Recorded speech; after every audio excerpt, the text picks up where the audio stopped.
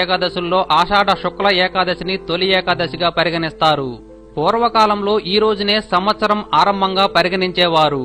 ఉపవాసం పరమ ఔషధం అనే ఉపవాస దీక్షకు నాంది తొలి ఏకాదశి.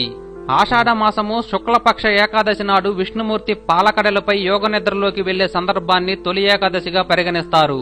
స్వామి నిద్రించే రోజు కాబట్టి దీనిని శయన ఏకాదశి అని కూడా అంటారు. సతీ సక్కుబాయి ఈ తొలి ఏకాదశి రోజే మోక్ష ప్రాప్తి పొందింది.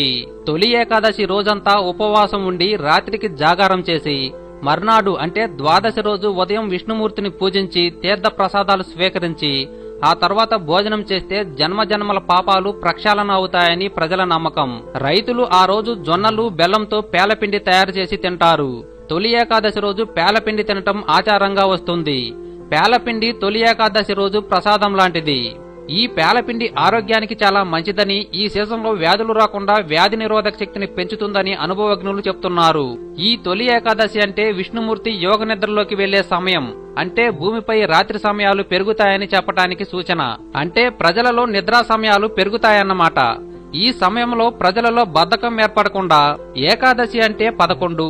అందులో 5 జ్ఞానేంద్రియాలు, 5 కర్మేంద్రియాలు మరియు మనస్సు మొత్తం కలిపి 11. వీటిని మనిషి తన ఆధీనంలోకి తీసుకువచ్చి వాటన్నిటిని ఒకటిగా చేసి దేవుడికి నివేదన చెయ్యాలి.